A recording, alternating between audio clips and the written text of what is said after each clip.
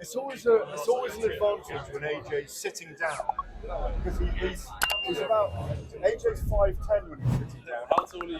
Well, only a tiny bit taller than you when you're sitting down, about 5'11", but you always feel like you're at the tower. Oh, we live on TalkSport. We are live. What's happening, TalkSport listeners? I hope you're well, having a good day, having a good drive wherever you are in the world.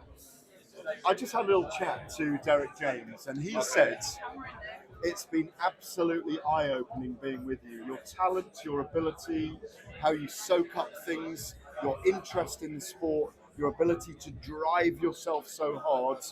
Do you feel the same way about him the other way? Well, it's quite interesting. I'm surprised because Garcia said the complete opposite about me. So that's quite interesting.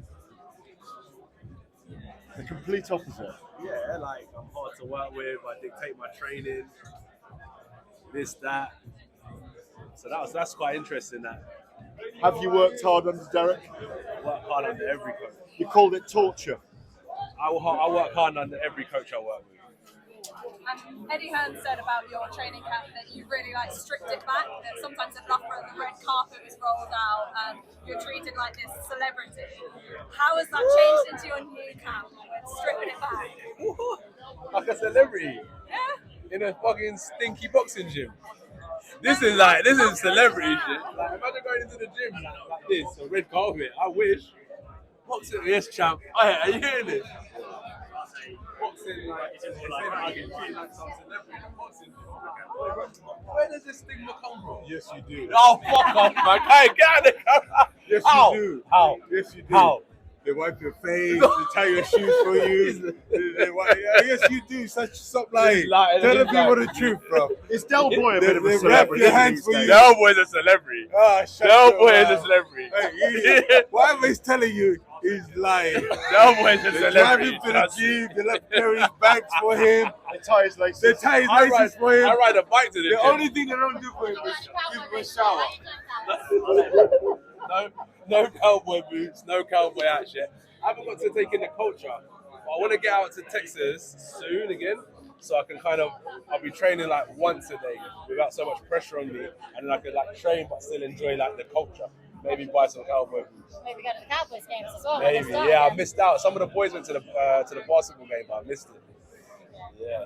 And then in terms of seeing you in the ring on Sunday, as your ferocious AJ, we're going to see that. Like, what's the feeling for it? I think if Franklin possesses certain weaknesses, I'll be able to exploit them. So it's been difficult over the last few fights to exploit people's weaknesses because they're very difficult to catch and pin down. But hopefully I'll be able to exploit Franklin's weaknesses and show some of my old self, I should say. Yeah, have you dreamt of a knockout for this? Yeah, definitely. That old destroyer, the killer. But there's a process. Yeah. There's a process. I don't think anyone's ever. Well, there's a few people, but at a certain level, it's hard to go into the ring and knock someone out within 10 seconds. So there's a process to kind of get in that knockout, which I Because weirdly, Yeah. the non-boxing aficionados, and you do cross over enormously into the mainstream, not the prism of just boxing.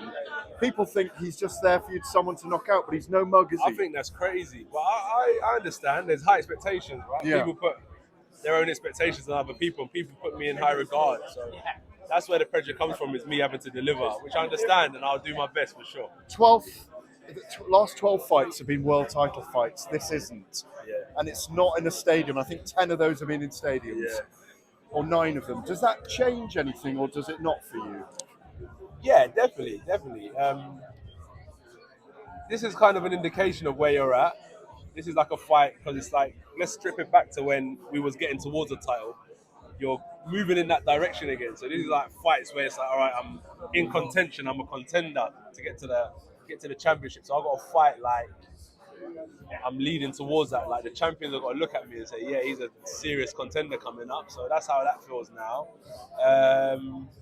And in terms of performance, just go out there and do my best and do it better than anyone else. What about the F word? Fury. He's been a great champion. He's been entertaining for the public. I think he's given us a lot of entertaining commentary, a lot of entertaining fights with Deontay Wilder.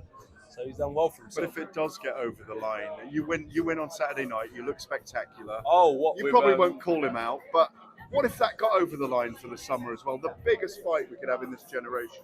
Well, I would say remember, we've tried to make that fight twice, three times. You got a two The fight arbitration. deal. Yeah. That was a 2-fight That was deal. already went that on was for a year. signed and sealed. I was actually in training for that, and then it fell through. And then we had this recent one where I just lost, and he gave me a deadline. Were you serious about wanting that fight then? Yeah, I took it. Eddie didn't want you to go in there apparently. Why wouldn't he want me to go in there? I don't know. Well, I kind of told Eddie. I was like, yeah, let's look at the situation. But it was like, oh, you've got this amount of time to get it done. It's difficult. It's hard when you're putting and someone's trying to dictate you and put you under that amount of pressure. But it is what it is. I understand his frustration. He wanted to get out, but it was just like it wasn't time permitted. And I think now, I feel like there's no better time. I feel like now Fury, providing the Usyk fight doesn't happen and he doesn't fight anyone in between, I think he needs me at the minute. Yes. That's what you're saying. With Yes. me and who? Fury. Who was to blame? Which one? The one with the deadlines. Maybe me. I didn't meet his deadline. Who was to blame in the breakdown in Fury Usyk over the past couple of weeks? I don't know. I wasn't involved in those negotiations. Exactly. Joshua. Remy, what do you've got an important fight on Saturday. This is your comeback fight. This is the new dawn. What does it mean to you personally? Forget the fans. What does it mean to you personally? Get back on that stage and show us who you are. It'll be really good. It'll be really good. Like, we put a lot of pressure on ourselves, fighters. So, hearing that final bell or hearing the ref count it out, honestly, it's such like a high like feeling that no amount of I don't think money or sex or anything can kind of give you that kind of feeling. It's true, like it's a mad feeling. But then the thing is, I remember once when I beat Pulev, and I was just like in a cab back home on my own. And I was like, life just goes on. Like I built myself up for this big event. Like I got to win. I'm defending the title, and it was just like it was just done. I was just driving home on my own, and it was just. What's the plan then for after this fight? There's only two things that can happen. One person will win, one person will lose. So let me put myself in the winning seat. I'm going to try and maintain a standard. So, because we build ourselves so high up to get into like fighting condition, so many rounds of sparring and training and running, that I don't want to dip too much. So I'm going to hopefully maintain a standard. So next time I'm in camp, like I'm going to higher heights and a tougher fight will be presented. Are you able to predict a round at this point? Nah, Come on, you're very accurate. No, I normally. am. You've only been wrong once to me. I am. Once. I'm Me not and gonna Jiggy say. Dave, you were wrong once. You didn't give us there what happens if it's unfortunately the other way there. What do you make of this narrative where everybody's talking about he's got to retire, he must retire? All right, well, I What do you will. think about I that? will. I'll retire. If I lose, I'll retire. Because it's just like I don't want to. I'm not here to battle people. If people want me to retire, I'm not retire. I said it to you last time. Yeah. I'm not gonna fight. There'll always be fights for you, though. Exactly. That's what I'm trying to say. It's not even the money. It's just like the competitor in you. I think that's what's important. If you've got that competitive spirit, yeah, like what happens if you lose a game of Monopoly? You're gonna give up. Do you feel like you've got a point to prove after this fight? Do you feel like you've got a point to prove? It's been 12 years on. Do you think this is a new beginning, a new chapter in your career? Yeah. Each fight is a new chapter, I'll say. You're only ever two fights each away fight. from fighting for the world title, let's be honest. Yeah, correct. That's what I mean. But every fight, every chapter is so important. Every chapter is so important. Is it weird being one of the most scrutinised athletes on the planet? Like everything you do is not on so the planet. scrutinised. Not on the planet. Just around Watford and London. But is it been the weird biggest being pressure? so scrutinised? But do you know what it is? It comes with the business, it comes with the territory, and I know that when I am retired, I'm gonna be chilling. I'm gonna be like, fuck everyone, I'm done. In the UK. Because it's like you lot put so much pressure on me.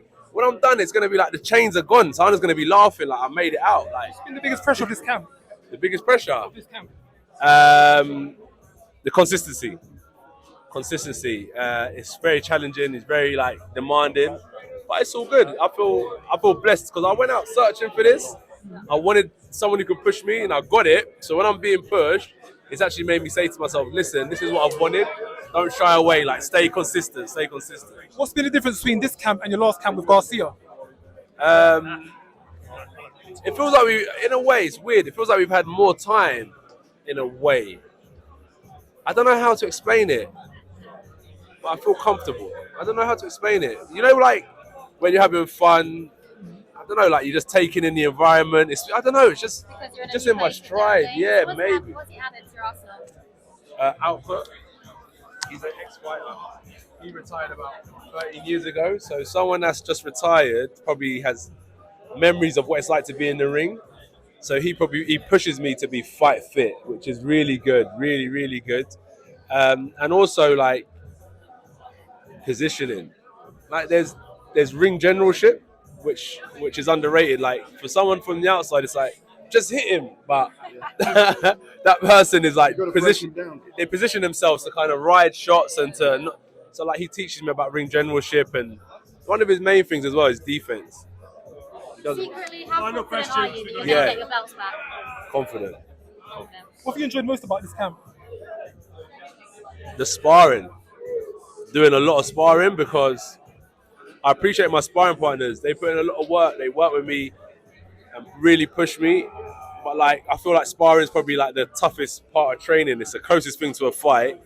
And you got to spar with maybe like 3 people at a time, which is sometimes challenging. But looking back, even though it's hard, I got through and I'm here now prepared for a fight due to that tough stuff.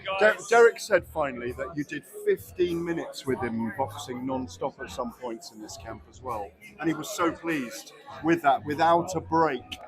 Yeah, because it may seem like if 15 minutes could be like jab, move around. He's like, he has a lot high output. So it's good. It's really conditioned me. You enjoy that? Did it test you? Yeah, it tested me. I wouldn't say I enjoyed it. It was tough. Yeah. But in a sense, that's what I wanted, so I did enjoy it. Yeah. Yeah, I did. It's weird. I've wanted this, and I'm getting it. It's tough, but it's like I wanted it. It's like a weird complex. It's weird. You can show it to us on Saturday night. Brother. Exactly. And on that, thank you everybody. Thank you so much. Thank you. We've got to go.